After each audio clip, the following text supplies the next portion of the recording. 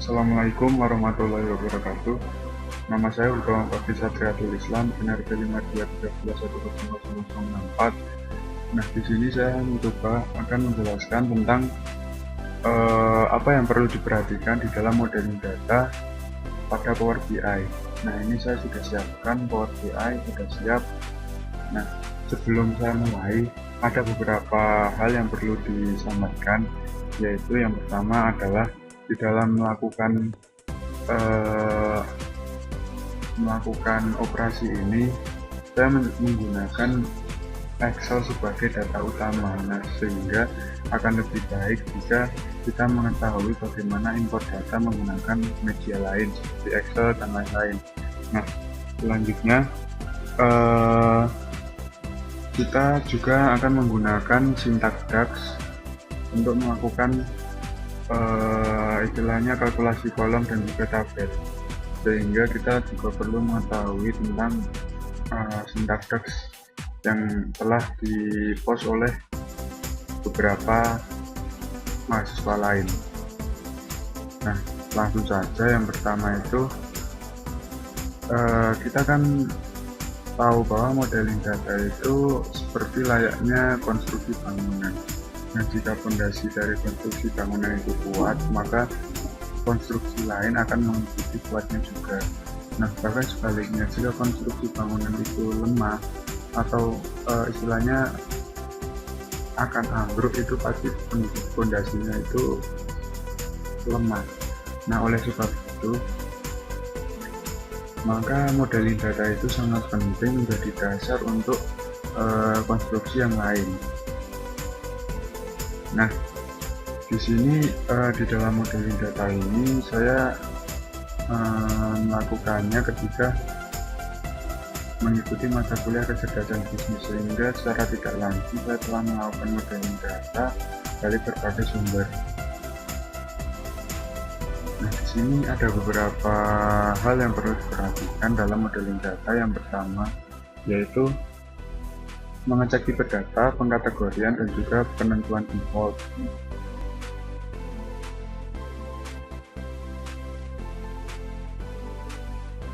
Yang pertama adalah mengecek tipe data. Kita harus tahu bahwa tipe data yang baik itu harus memperhatikan isinya. Contohnya, jika kita menggunakan tipe data teks, maka isinya itu seperti lainnya bulan, terus kata-kata, dan juga lain-lainnya. Selanjutnya, kategorinya itu juga make sense. Jadinya kategori data yang masuk itu sudah benar. Contohnya seperti jika kita memasukkan data nomor telepon, maka pastikan bahwa di dalamnya semua data adalah nomor telepon dan mempunyai digit yang sama, karena nantinya generalisasi ini akan membantu dalam pencarian data. Nah, selanjutnya adalah check whether default. Nah, ini tuh maksudnya adalah apakah data yang dimasukkan default yang pasang itu sudah sesuai ataukah perlu dikaji ulang. Menentukan default dapat seperti menentukan default summarization, default sort by, dan yang lainnya. Nah, yang terakhir adalah format, set format. Nah, ketika melakukan cek terhadap tipe data, maka harus memastikan bahwa data yang ada telah ditentukan formatnya, seperti format date, time, text, persen, desimal, dan sebagainya. Nah, itu merupakan teorinya. Selanjutnya adalah demo. Nah, di dalam demo ini saya akan menggunakan salah satu data dari tugas yang sudah saya kerjakan, yaitu tugas 4 di dalam mata kuliah kecerdasan bisnis.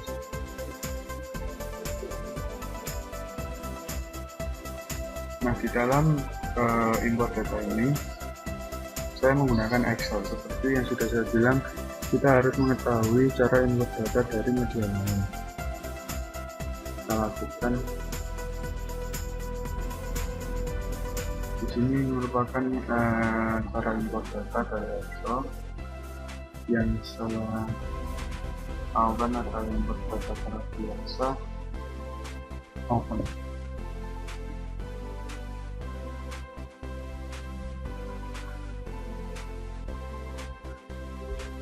Nah, di sini saya akan istilahnya mengimport semua tabel yang ada di dalam Excel itu.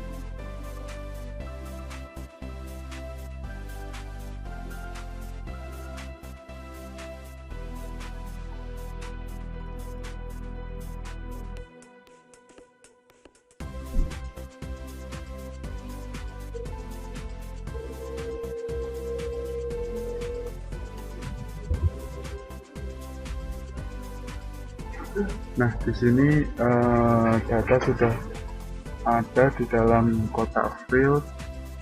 Nah, selanjutnya kita akan mulai untuk mengecek dari tipe data yang akan dipilih. Nah, selanjutnya untuk mengecek kita lakukan pindah ke panel data, kemudian kita sort bagian month atau bulan. Nah, di dalam kolom ini kita harus tahu bahwa kolom ini merupakan data teks. Jadinya kita pindah ke dalam modeling. Nah, di sini ada tipe data, format, data kategori, dan juga default summarization.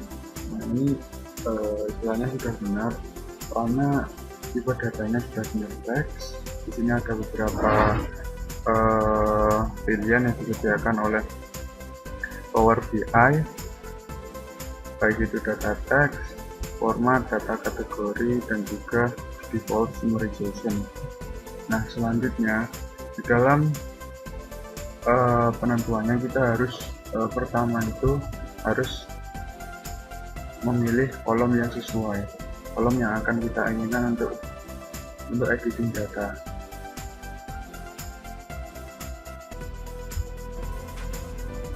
Di dalam mengecek data juga pada tabel D ini kan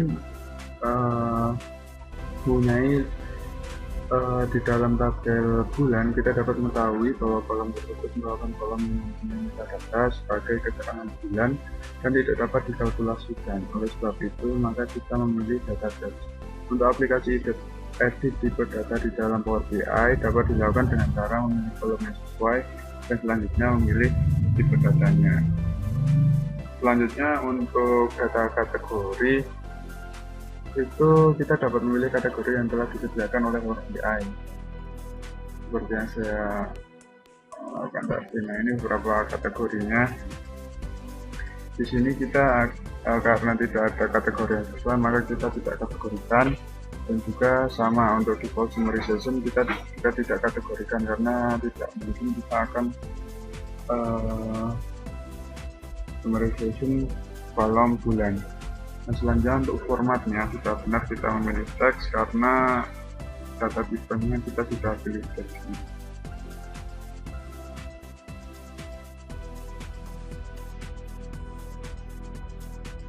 Nah, selanjutnya adalah relationship. Nah, untuk relationship ini sendiri kita menggunakan data yang lain, yaitu data mahasiswa yang sudah saya buat sendiri. Nah, untuk data mahasiswa ini sendiri saya membuat dua tabel dan juga beberapa kolom. Nah, kembali pada relationship ini kita harus membuat hubungan yang jelas dari data-data yang ada. Relationship berguna untuk menghubungkan data dari sumber yang berbeda. Jika data telah ditentukan relationshipnya, maka kita dapat mengambil data dari sumber yang berbeda. Di dalam pengelolaan relationship, kita harus mengetahui tentang multidimensional data model seperti bar schema, snowflake schema, dan juga constellation schema. Nah, untuk contohnya kita langsung saja menggunakan data mahasiswa yang sudah saya buat tadi. Nah, di sini saya sudah menyediakan datanya. Di sini ada dua tabel, yaitu identitas dan juga nilai identitas dapat beberapa kolom dan juga nilai dapat beberapa kolom. Nah, selanjutnya Power BI ini menyediakan pengelolaan relationship yang berbeda pada panel sebelah kiri. yang di sini ada penetrasi untuk relationship. Nah, agar lebih mengerti tentang pengelolaan relationship, maka kita akan dijelaskan pada demo. Nah, di sini saya akan mendemokan bagaimana kita men-setting untuk relationship antar tabel. Nah, kita langsung menuju ke data relationship. Nah, di sini ada dua tabel, ada tabel identitas dan juga tabel nilai. Untuk melakukan relationship, kita tinggal menarik dari apa yang foreign kita dapat. Di sini ada NRP dan juga nilai NRP juga. Nah, kita akan melakukan hubungan melalui NRP. Kita tarik NRP 1 ke dalam NRP yang lain. Nah, di sini terdapat personalitasnya juga one to one, dan juga relationship-nya juga terhubung. Artinya satu tabel dengan tabel lainnya tidak saling terhubung dengan tanda putih seperti ini. Dan jika kita ingin mengubahnya, kita tinggal dua kali di dalam relationship-nya, dan di sini ada panel edit relationship di mana kita bisa mengedit sesuai dengan kehendak kita. Koordinatanya juga bisa kita edit. Itu merupakan relationship.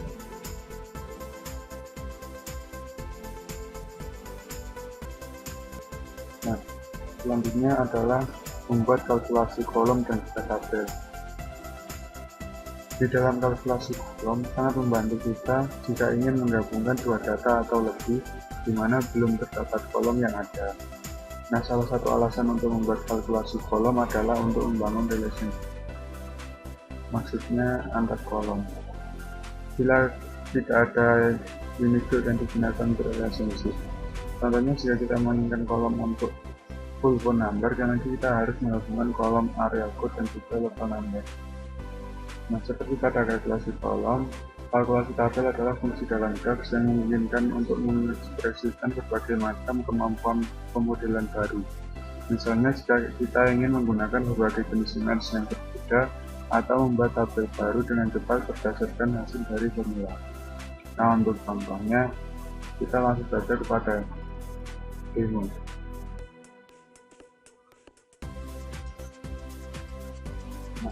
Kita untuk demo kali ini kita pindah ke bagian data. Di bagian data terdapat identitas dan juga nilai. Di sini terdapat identitas di mana kita ingin menggabungkan nama dan juga laboratorium. Seperti yang saya katakan pada di awal, di sini saya dalam kalkulasi kolom dan tabel menggunakan sintaks DAX, yang mana sintaks tersebut harus dimengerti terlebih dahulu agar tidak pusing di dalam pengertiannya. Selanjutnya kita akan di dalam tab model ini kita akan menambahkan kolom. Di sini ada sintaks DAX, kita akan menambahkan nama dan juga laboratorium di dalam satu kolom.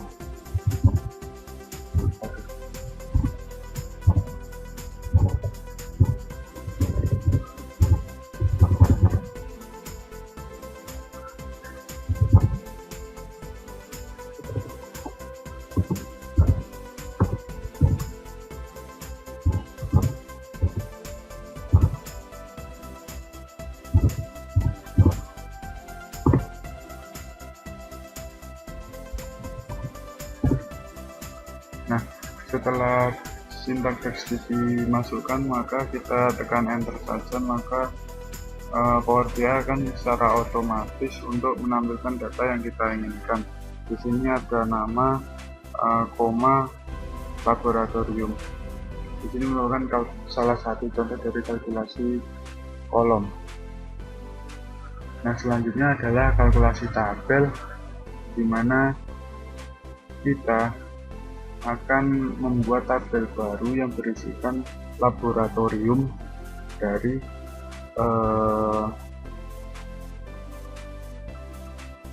data yang ada. Nah, langsung saja kita di sini ada tabel, kita ketikkan tabel. Di sini munculnya tabel baru. Kita ingin menampilkan laboratorium.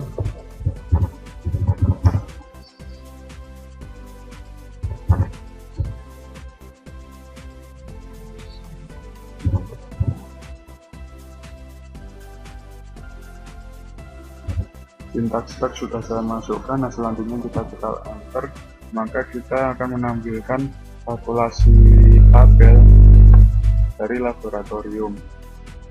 Di sini sudah ada hasil dari kalkulasi tabelnya, dan itu merupakan salah satu contoh dari sekian banyak kalkulasi tabel.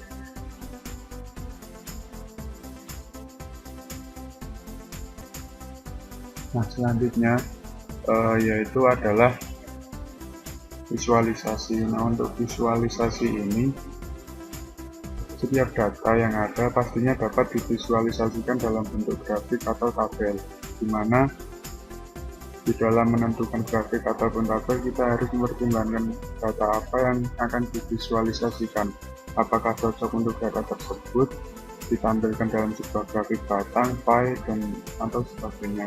Di dalam Power BI sudah disediakan visualisasi di dalamnya, tinggal kita menempatkan kolom yang sesuai. Di dalam Power BI, untuk menggunakan visualisasi disediakan kolom value, x-axis, legend, dan banyak lagi yang sesuai dengan visualisasi masing-masing. Nah, kita langsung buat demo saja. Di sini saya sudah mendapat beberapa tabel yang ada. Kita masih menggunakan data mahasiswa yang saya buat sendiri. Pertama, di sini ada visualisasi. Kita memilih salah satu dari visualisasi ini. Saya ingin menampilkan nilai dari setiap mahasiswa. Karena saya ingin menampilkan nama dan juga nilai dari setiap mahasiswa dan juga semua mata kuliah, perbandingannya bagaimana, kita menggunakan grafik line chart. Nah, untuk line chart sendiri kita klik, maka di sini akan terdapat x-axis, legend, axis, legend, values, dan juga tooltip. Di sini saya masukkan nilai A ke dalam values, nilai A, B, dan juga C. Setelah itu kita memasukkan nama di dalam x-axis. Nah, di sini akan langsung terlihat bahwa di nilai mata kuliah A, maka yang tertinggi adalah pada Fitri dengan 81. Untuk nilai C, Fitri lagi 85, dan juga untuk B dipegang oleh Andi. Nah, itulah untuk kalkulasi, itulah untuk visualisasi daripada apa yang perlu diperhatikan di dalam modeling data. Kiranya cukup sekian apa yang sudah saya sampaikan. Nah, untuk selanjutnya, untuk mengetahui visualisasi lebih lanjut, maka dapat dilihat pada artikel mahasiswa lain, yang mana panduan artikelnya berjudul panduan membuat dan konfigurasi sebuah dashboard di Power BI serta optimasi model data untuk visualisasi yang lebih baik. Nah, begitu akan jelaskan visualisasi yang baik itu seperti apa dan bagaimana caranya. Di sini saya sudah menjelaskan apa yang perlu diperhatikan di dalam data modeling. Nah, sekian penjelasan dari saya, semoga membantu. Apabila ada salah kata, saya mohon maaf. Wassalamualaikum warahmatullahi wabarakatuh.